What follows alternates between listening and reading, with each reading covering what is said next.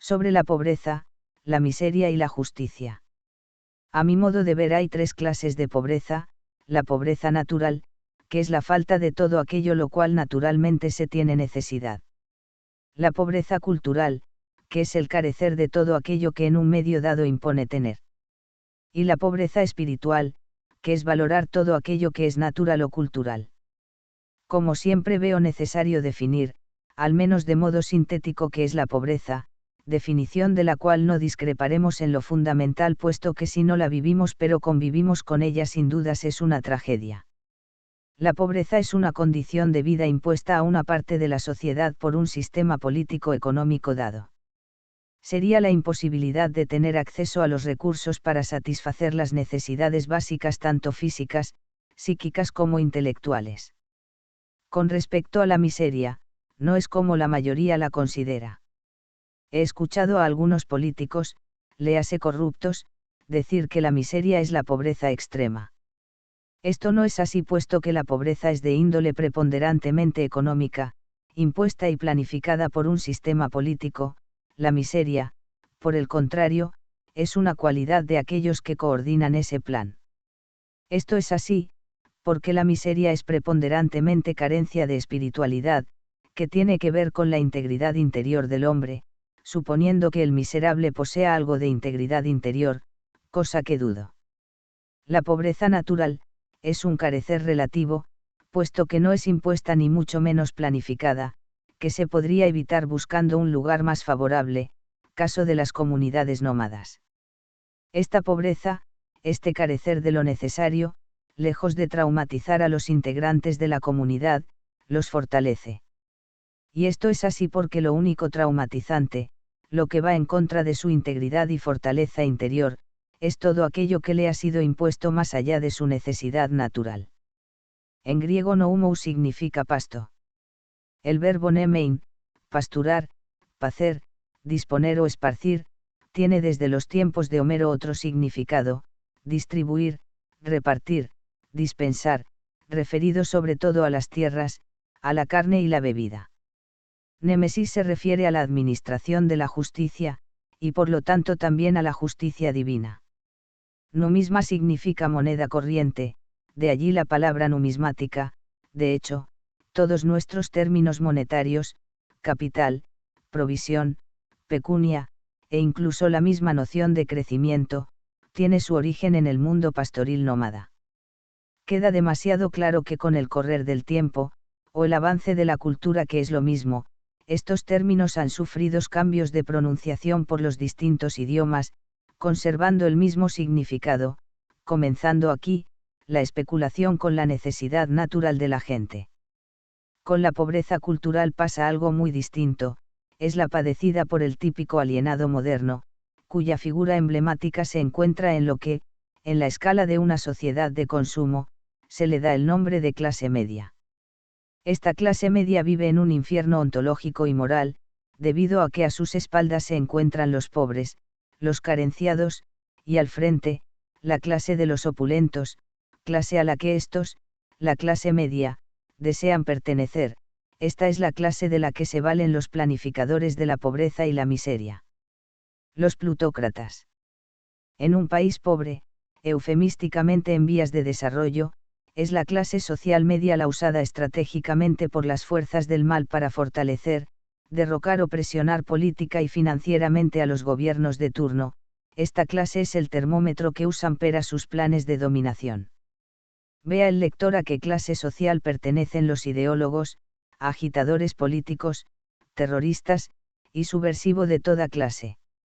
Fíjese el lector a qué clase social pertenecen los responsables de la educación, incluyendo el grueso de los profesores universitarios, y valorará en su real dimensión la máxima hiperbórea que dice: la cultura es un arma estratégica de la sinarquía.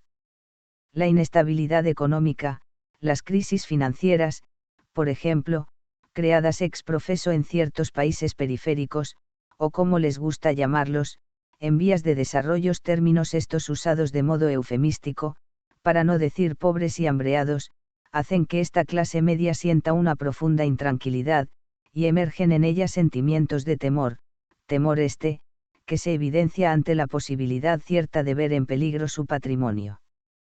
Este hecho hace que la clase media, y no tan media, opte desesperadamente por aquella solución que regrese a su cauce la situación de inestabilidad, no importándole de qué sector del poder venga la solución, optando esta clase por sistemas políticos de derecha, centro-derecha, centro-izquierda, hasta sangrientos gobiernos dictatoriales, tanto civiles como militares, cualquiera es válido, con tal que no les toquen su pequeño capital y su dinero. Es tal la ignorancia, y el estado de indefensión de esta clase social que los sistemas imperantes la manipula, y hacen lo que quieren con ella, si no fíjese el lector lo que aconteció con las medidas financieras, léase, timo, robo, estafa, tomadas por el Banco Central que se las conoció como Corralito. Por supuesto, estas medidas afectaron fundamentalmente a la clase media, que creyendo ingenuamente en el sistema le congelaron sus ahorros. Tiene que quedar claro que esos ahorros, plazo fijo en dólares, euros o cualquier moneda, incluyendo las cuentas corrientes, tienen como finalidad escalar, acercarse a la clase alta, y estos miserables harán cualquier cosa para lograrlo, incluyendo, como dije arriba, a dictaduras sangrientas, y es tal la hipocresía, la necedad y el temor, que todavía continúan confiando su dinero en el mismo sistema que los estafó. Este grado de pobreza cultural, que, sin miedo a equivocarme, sitúo en la antesala de la miseria, es la más impía, deshonesta y desleal. Esto es así, puesto que están, como dice su clasificación social, al medio. Ellos son quienes están situados al medio de algo, en este caso de dos clases sociales, los que todo lo tienen, y los que nada tienen. La lucha en este tipo de sociedad tiene dos ejércitos, el de los económicamente pobres, en la Argentina es del 60%, y el de los que todo lo tienen, esto es, lo que todo lo robaron. En medio de estas dos fuerzas, se encuentra la clase media. Imagínese el lector el grado de tensión psicológica de esta clase social en una situación de inestabilidad, como por ejemplo, la del Corralito que les acorraló sus ahorros. No es difícil de imaginar que esta clase apoyará cualquier solución, no importando el sistema político que la aplique, siempre y cuando no le toque el dinero, de ahí la importancia táctica para aquellos que manejan los designios políticos financieros de una comunidad dada.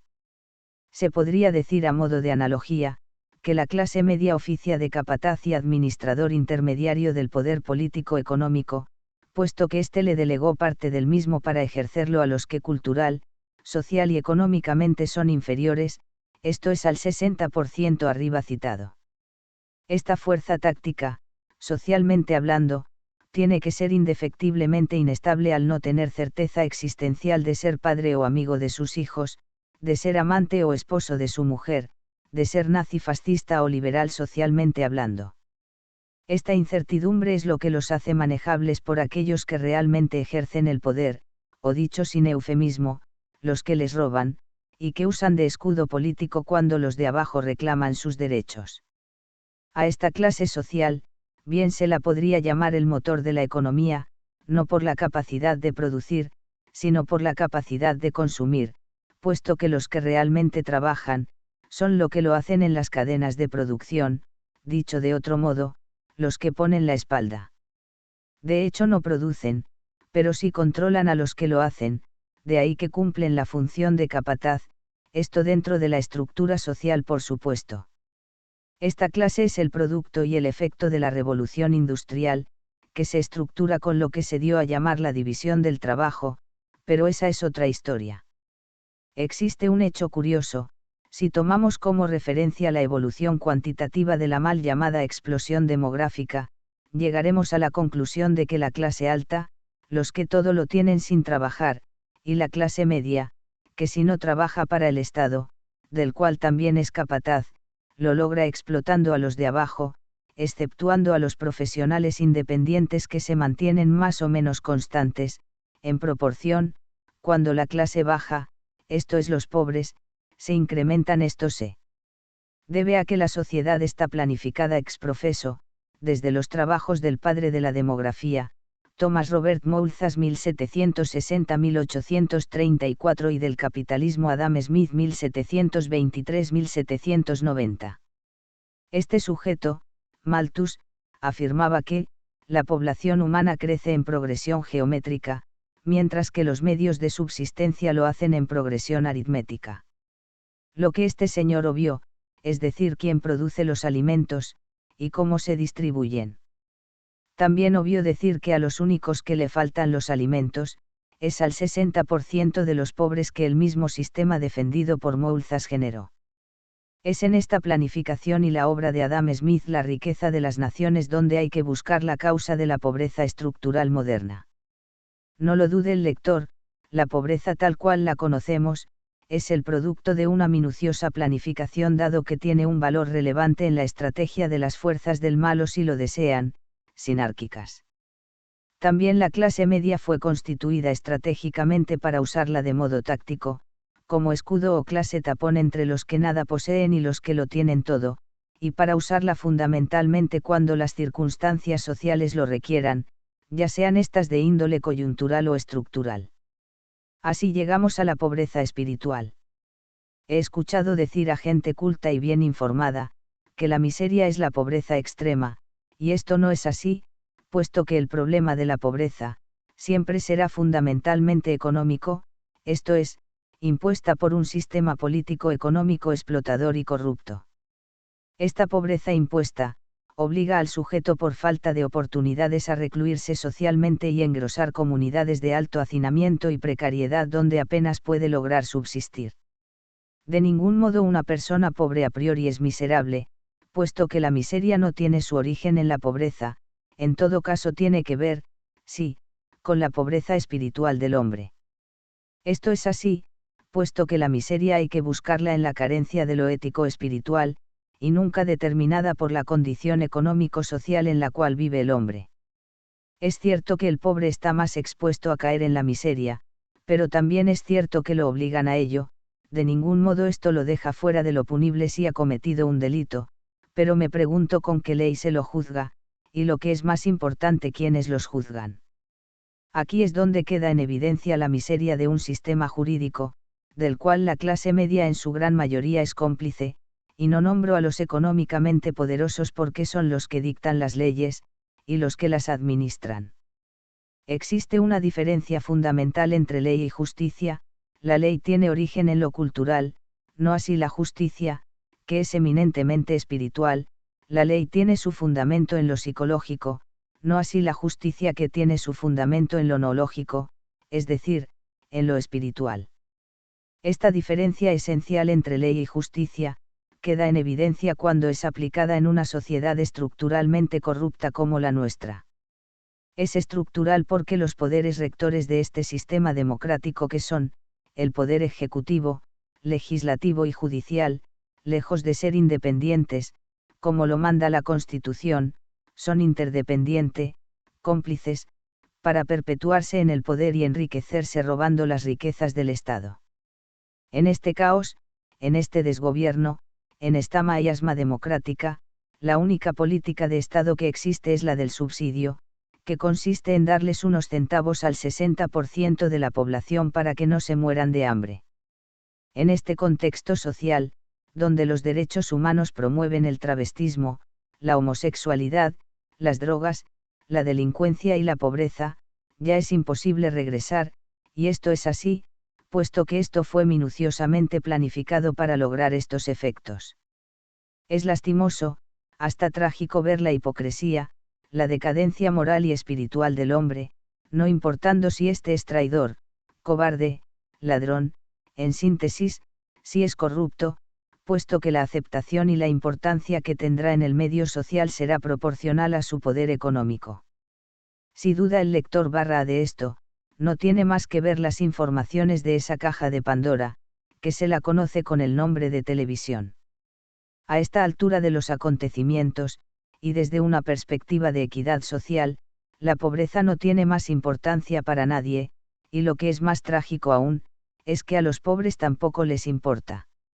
A esto llamo yo miseria estructural, o lo que es lo mismo, la más alta degradación espiritual en lo que las fuerzas del mal han sumido a la humanidad. Le aconsejo al lector leer la novela de Víctor Hugo 1802-1885, titulada Los Miserables, haciendo una salvedad: para Víctor Hugo la pobreza es sinónimo de miseria, que, por lo arriba expuesto, para mí no es así. En la trama de esta novela desarrollada a mediados del siglo XIX, Víctor Hugo describe la miseria de algunos de sus principales personajes en la Francia de entonces. A esta obra de Víctor Hugo el lector le tendrá que agregar cocaína, Paco, éxtasis, travestis, homosexuales, pornografía, niños hambrientos, gente comiendo de la basura, una juventud cobarde e ignorante, hipocresía política y el 60% de pobres, y tendrá una irrefutable realidad de la sociedad en la cual vive. La justicia a la cual he aludido, no es la verdadera justicia, esta no es ciega. Los corruptos le pusieron la venda en los ojos, por cierto, no muy ajustada, por si desea ver al quien juzga. Si al mirar, ve sentado en el banquillo del acusado, a un poderoso, será absuelto; por el contrario, si el juzgado es un hombre común, le caerá todo el peso de la ley. Como a los poderosos, y a la clase media les gusta llamar. Pero existe la justicia. Es una diosa que abandonó este mundo hace mucho tiempo, al comienzo de esta era, que se la conoce como Edad Oscura, o Kali Yuga. Ella regresará con una cohorte de leales guerreros, para hacer cumplir la sentencia por ella confirmada. Esta diosa de la justicia no tiene los ojos vendados, puesto que ve con los ojos del espíritu, y en su mano derecha empuñará una espada. Con ella no habrá tribunales, jueces, ni defensa, ninguna ley que aplicar, porque toda esta cosa degradante y corrupta, ya es cosa juzgada. Esta diosa tiene nombre, los antiguos griegos la llamaban Astrea, que, a decir de Hesiodo, cuando dejó este mundo, lo hizo llorando y con las ropas manchadas de sangre. Esta es la diosa de la justicia cuyo veredicto sumarísimo e inapelable es muy difícil de representar, exceptuando la ya conocida con la balanza en la mano izquierda y la espada en la derecha. A la venda que cubren sus ojos se la pusieron después los corruptos. Se preguntó el lector ¿por qué la mayoría de la gente se opone a la pena de muerte? Ellos argumentan que esa pena era propia de los pueblos bárbaros. Con rigor de la verdad, son delincuentes potenciales, que se esconden cobardemente detrás de un falso humanismo, para disfrazar sus inconfesables y miserables deseos. También son aquellos que bregan para que las penas impuestas a los reos sean más benévolas, no vaya a ser cosa que estas mierdas queden en evidencia con un hecho delictivo y se los tenga que ejecutar. Sí, mi querido lector la justicia no existe, y la ley, que no cumplen, la escriben los poderosos, cosa que tendrían que saber todos aquellos que estudian derecho, los futuros jueces. He escuchado a estos estudiantes junto a sus profesores hablar pomposamente, de lo que ellos llaman filosofía del derecho, pero no de su aplicación. También los escuché afirmar que, la política es el arte de lo posible. Se tiene ser hipócrita, impío y corrupto, para no sentir asco al escuchar tamañas falsedades. Decían cosas como por ejemplo, el derecho y la ley es una constante histórica para la organización jurídica de una sociedad, ignorando que el Estado tiene que crear las condiciones políticas, económicas y jurídicas para que el hombre logre con su trabajo lo necesario para su seguridad y felicidad, tanto física, psíquica así como espiritual.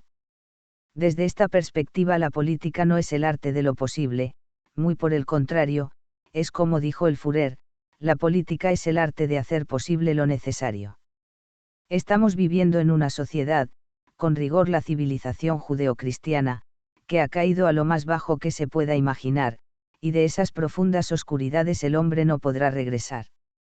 Con voluntad se podrá zafar de la pobreza, la ignorancia, la sumisión y hasta del dolor, por ser estas cualidades impuestas y ajenas, pero de la miseria jamás se zafará, por ser esta ajena a lo espiritual. Al hombre que busca la verdad, le es indispensable tener un claro y profundo conocimiento del mundo que lo circunda.